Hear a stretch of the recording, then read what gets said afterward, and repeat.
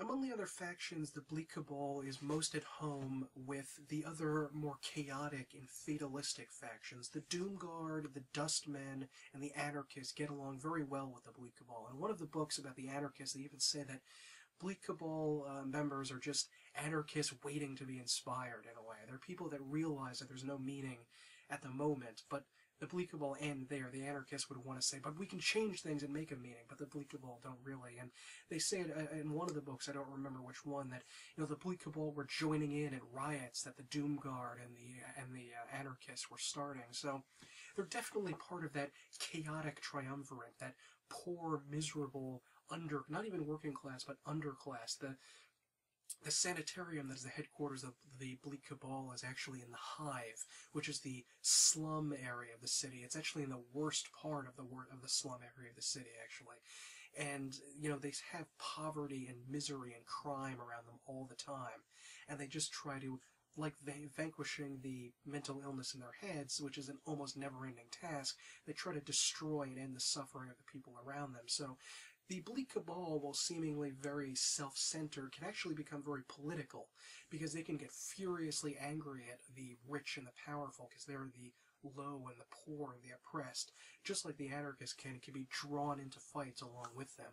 But more often than not, they'll try to withdraw from politics and stay above it all, like they do in the faction war. So because of their allegiance to those groups, the Bleak Cabal is not on good terms with the Law and Order trio, the Harmonium, the Mercy Killers, and the Fraternity of Order. They really don't get along with one another. They're not as directly opposed as, say, the anarchists are to them, but they're very uncomfortable around the Bleak Cabal and very suspicious about what they're doing. Now, they don't see their trying to help people as good. They see it as very strange and unpleasant and not something that they can really... They're very suspicious about it. They don't take it at face value. And they don't like that the Bleak Cabal are all chaotic. You can only be chaotic and, I believe, neutral. You cannot be lawful. They're not allowed into the Bleak Cabal, because being lawful would imply that there's some sort of order and meaning that you can apply to the universe, which the Bleak Cabal entirely reject. So they're really at odds at a base level with any of the order-based groups.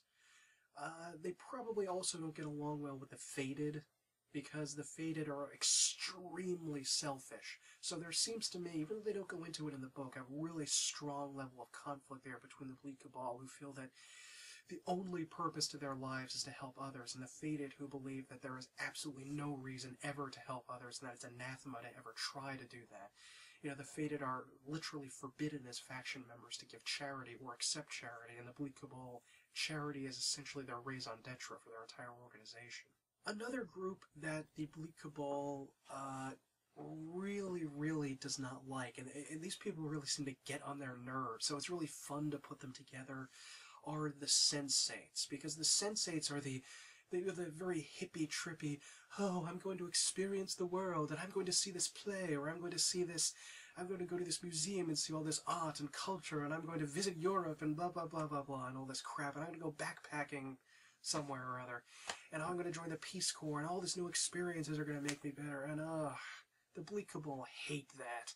The Bleak Cabal really despise that attitude, that, oh, you have to go out and see the world and make something of yourself. They totally reject that. Any external force affecting them is something they reject entirely. They think that the only meaning is going to come from within. Trying to apply some sort of meaning or purpose to any of this is utterly ridiculous to them. And, the sensates believe that there is an answer, and simply knowing more and experiencing more and learning more is the way to get it, which the Bleak Cabal entirely reject.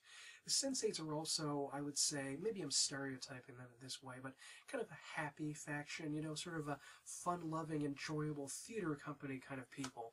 And the Bleak Cabal are a depressed, miserable bunch of bastards. And they can't really just get along on a personal, much less a philosophical level with each other.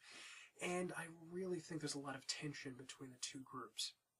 Although there is a fascinating version of the Bleak Cabal, a prestige class called a Bleak Cabal Bard, called a Bleakneck, and he's sort of, which is a really fun class to play. I never played it, and it kills me to this day. I would love to play it in a new game, a Bleak Cabal Bard, who would sort of be, like, you don't think that an expressive, happy, open musician would be the kind of person in the depressed, miserable Bleak Cabal. But they're sort of like you would kind of play them kind of like a member of like a 50s beatnik troupe, or maybe like Nirvana or Joy Division, or a really grim post-punk or gothic band kind of way, you know, like dressing all in black and believing in doom and gloom, and I think it would be kind of funny. There's tons of elements of humor. Morrissey's going to honor us with a song, aren't you, Morrissey? This is a song I wrote at a time in my life when I was very, very, very sad. At breakfast, actually. It's called Hairdresser in a Coma. I cried last night, I died a million deaths, thinking of your sweet face and the way you sing. I cried inside, we lied and died, and then I cried again. I must have wept for hours, 'cause I couldn't cry no more, but I lied inside. You know, you can... What's great about this, with all of the factions with the Bleak Cabal, you can take them super seriously. These people have decided nothing means anything, everything is worthless, and they're striking back against society for trying to suggest that it means something. Or you can take them completely as a joke and laugh at them and think that these are a bunch of idiots and goth stuff who are believe in nothing but gloominess and darkness, and it's really just ridiculous. You take them, you know, you dress up like the Crow. You know, it's completely ridiculous. You could be Eric Draven in this game if you join the Bleak Cabal, I bet. So all in all, I love the Bleak Cabal. Their symbol is actually the symbol on my YouTube channel, if you've noticed. That's actually the Bleak Cabal symbol, which is something that they found when they took over the gatehouse, the sanitarium that they own, and they don't know what it means. Everyone's forgotten. It's from thousands of years ago, and they don't know what it means, which is perfect for them, because it's a meaningless symbol that they just put on at their head.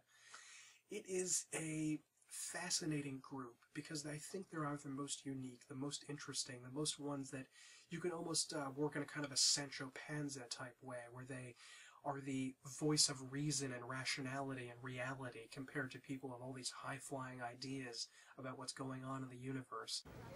Don't make me laugh bitterly. Fran will fail. You'll toil your life away, and I'll die alone, upside down, on the floor of a pub toilet. I really think they're a wonderful group. I love playing as them. I don't only play as them, I play as other guys, but I really tend to gear towards more the Chaos group. What can I say more about them? They're miserable, they're depressed, they're a heck of a lot of fun, they're chaotic, they want to help people. You know, they're the most directly involved in just aiding and assisting other human beings and ending suffering. And I really, really enjoy them, and have a miserable day. I'm not getting you down at all, am I? No, Marvin, that's just fine, really. I wouldn't like to think I was getting you down. No, don't you worry about that. You just act as comes naturally and everything will be fine. You're sure you don't mind? No, it's all just part of life. Life? Don't talk to me about life. Marvin, I love you. Well, he was sure he hadn't heard that ever before, but he wasn't even sure he'd heard it that time, because being a bored and gloomy robot, he hadn't really been listening.